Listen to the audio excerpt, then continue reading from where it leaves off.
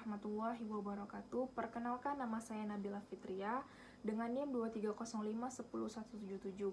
Saya dari kelas 4C. Pada kesempatan kali ini saya akan memaparkan hasil yang telah saya analisis dari kasus dalam bentuk presentasi video dengan judul Pelindungan Hukum Terhadap Varietas Tanaman Kedelai Edamame oleh PT Mitra Tani 27 Jember.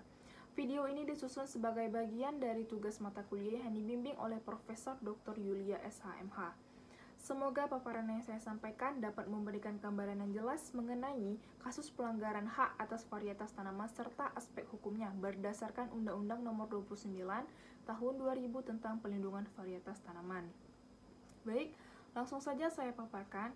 Kasus yang menimpa PT Mitra Tani 27 Jember memberikan gambaran yang cukup jelas mengenai lemahnya implementasi pelindungan hukum terhadap varietas tanaman yang secara sah telah memperoleh hak eksklusif.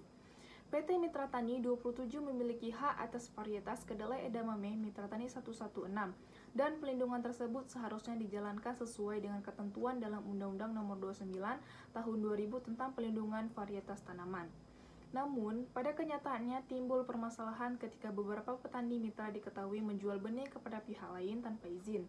Meskipun dalam kontrak kemitraan telah disebutkan secara eksplisit larangan terhadap tindakan tersebut, sayangnya, larangan dalam kontrak tersebut tidak secara langsung merujuk pada ketentuan dalam Undang-Undang Perlindungan Varietas Tanaman, melainkan hanya pada ketentuan hukum perdata pada umumnya. Sebenarnya, tindakan memperjualbelikan benih secara sembarangan tersebut udah jelas melanggar ketentuan pasal 6 huruf A dan B Undang-Undang Nomor 29 Tahun 2000 karena para petani memperbanyak dan menjual benih tanpa adanya persetujuan dari pemegang hak. Oleh karena itu, tindakan ini bukan semata-mata merupakan one prestasi, melainkan telah termasuk ke dalam pelanggaran terhadap hak eksklusif yang telah diberikan oleh negara. Terlebih lagi, pasal 70 undang-undang yang sama secara tegas menyatakan bahwa setiap orang yang dengan sengaja dan tanpa hak memperbanyak atau menggunakan varietas tanaman yang dilindungi dapat dikenai sanksi pidana berupa pidana penjara paling lama 5 tahun dan atau denda paling banyak 300 juta. Artinya, tindakan ini semestinya dapat diproses melalui jalur hukum pidana. Permasalahan lain juga timbul dari isi perjanjian kemitraan yang dibuat karena tidak secara eksplisit merujuk pada Undang-Undang Perlindungan Varietas Tanaman. Maka, ketika terjadi pelanggaran, saksi yang dikenakan pun tidak memiliki kekuatan hukum yang memadai.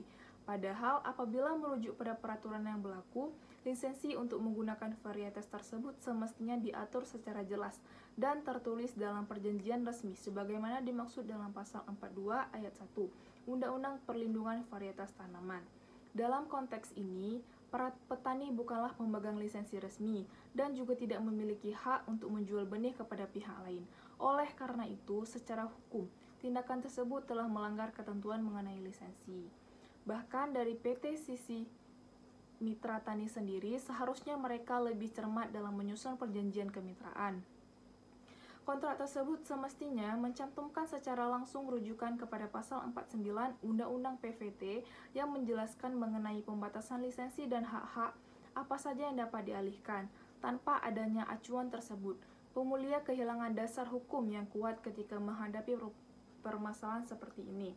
Lebih jauh lagi, tindakan menjual benih tanpa izin secara tidak langsung juga melemahkan posisi hukum pemulia karena dapat berdampak pada nilai komersial dari varietas yang dilindungi. Secara keseluruhan, peristiwa ini menunjukkan bahwa ketika kontrak kemitraan tidak terintegrasi dengan aturan khusus seperti Undang-Undang Pelindungan Varietas Tanaman, maka pelindungan hukum yang seharusnya kuat menjadi lemah. Pelanggaran serius seperti ini pada akhirnya hanya dianggap sebagai pelanggaran kontraktual biasa, padahal substansinya telah masuk ke dalam ranah pelanggaran kekayaan intelektual. Pemegang hak atas varietas tanaman dilindungi seharusnya dapat menempuh upaya hukum, tidak hanya melalui gugatan perdata saja, tetapi juga melalui proses pidana sebagaimana telah diatur dalam pasal 70 dan pasal 71 Undang-Undang Pelindungan Varietas Tanaman. Mengingat kerugian yang ditimbulkan cukup signifikan, terlebih karena menyangkut hak atas varietas yang telah diakui dan dilindungi oleh negara. Baiklah, sebagai penutup, kesimpulan yang dapat saya ambil dari hasil analisis tadi bahwa jangka waktu pelindungan untuk varietas itu seperti kedelai adalah 20 tahun untuk tanaman semusim. sesuai dengan Undang-Undang Nomor 29 Tahun 2000 tentang Pelindungan Varietas Tanaman. Kemudian, adapun pelanggaran yang terjadi dalam kasus ini meliputi pasal 6 huruf A dan huruf B, yaitu memperbanyak dan menjual benih tanpa izin dari pemegang hak. Yang kedua, pasal 70, yaitu pelanggaran pidana karena menggunakan varietas yang dilindungi secara ilegal dengan ancaman pidana 5 tahun dan atau denda 300 juta. Pasal 3, pasal 42, ayat 1, tidak adanya lisensi tertulis kepada petani.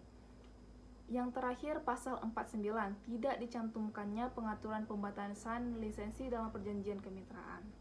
Dan tambahan dari kasus yang telah saya analisis adalah, kasus ini memberikan pelajaran penting tentang pentingnya integrasi antara kontrak kemitraan dan undang-undang yang bersifat khusus, demi memperkuat pelindungan hukum atas kekayaan intelektual di bidang pertanian.